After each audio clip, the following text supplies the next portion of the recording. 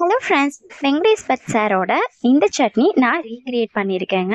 இந்த சட்னிக்கு நான் ஆல் இன் ஒன் சட்னின்னு பேர் வச்சுருக்கேன். ஏன் அப்படின்னு பார்த்தீங்க அப்படின்னா, இது வந்து பார்த்தீங்கன்னா இட்லி, தோசை, சப்பாத்தி, ரைஸ் அது மட்டும் இல்லாமல் சாண்ட்விச் கூட சாப்பிட்லாம் அப்படின்னு சொல்லியிருந்தாங்க.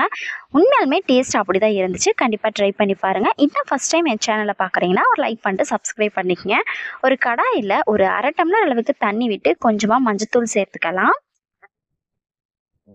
தண்ணி நல்லா ஹீட் ஆனதுக்கப்புறமா முள்ளங்கியை தோல் சீவிட்டு ரவுண்டாக கட் பண்ணி வச்சுருக்கேங்க. அதை இதில் ஆட் பண்ணிக்கலாம்.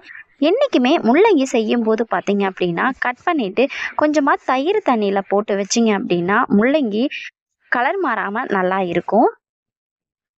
இந்த தண்ணியில் சேர்த்துட்டு நல்லாவே தண்ணி ஃபுல்லாக ட்ரை ஆகிற அளவுக்கு முள்ளங்கியிலேருந்தும் தண்ணி விடுங்க. எல்லாம் ட்ரை ஆகிற அளவுக்கு முள்ளங்கி வெந்து வர அளவுக்கு எடுத்துக்கலாம். இங்கே பார்த்தீங்கன்னா நல்லாவே வெந்து வந்துடுச்சு.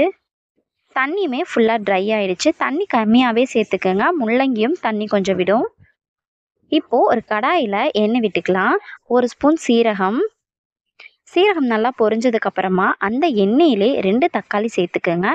இந்த தக்காளியை எண்ணெயில் தான் நம்ம வதக்க போகிறோம். தக்காளி நல்லா வதங்கி வரட்டுங்க. காரத்துக்கு நான் 1 பச்சை மிளகா 1 வரமிளகா தான் சேர்த்துக்கிறேன். உங்களுக்கு எந்த அளவுக்கு காரம் பிடிக்குமோ அந்த அளவுக்கு தாராளமாக சேர்த்துக்குங்க. ஒரு கொத்து கருவேப்பிலையும் சேர்த்துட்டு எல்லாம் மசிஞ்சு வர அளவுக்கு நல்லா வதக்கிக்கலாம். 1/4 ஸ்பூன் மஞ்சத்தூள் சேர்த்துக்கிறேன். ஒரு சின்ன சைஸ் அளவுக்கு புளி மட்டும் சேர்த்துக்கலாங்க. அதையும் சேர்த்துட்டு நல்லா பெரட்டி விட்டுக்கலாம். இப்போது ஒரு கையளவுக்கு கொத்தமல்லி இலை சேர்த்துக்கிறேன். நல்லா வாஷ் பண்ணிட்டு நல்லா ஒரு கையளவுக்கு எடுத்துக்கிறேங்க.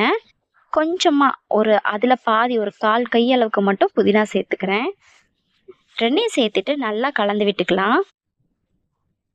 இது சேர்த்துட்டு லைட்டாக கலந்து விட்ட உடனே பார்த்தீங்க அப்படின்னா நம்ம வேக வச்சிருக்க முள்ளங்கியை இதில் சேர்த்துக்கணும்.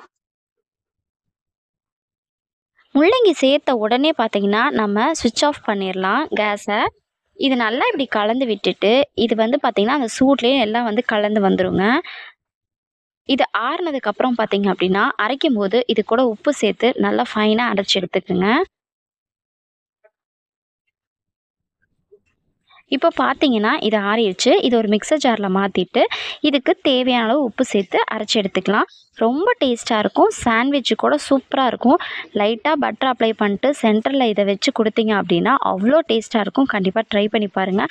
நான் பண்ணினதுலே ஒரு பெஸ்ட்டு சட்னின்னு கூட சொல்லுவேன். பாருங்கள், சட்னி நல்லா ரெடி ஆயிடுச்சு. இதுக்கு ஒரு தாளிப்பு கொடுத்துக்கலாம். கடாய் அடுப்பில் வச்சுட்டு ஹீட் ஆனதுக்கப்புறமா எண்ணெய் விட்டுக்கிறேன்.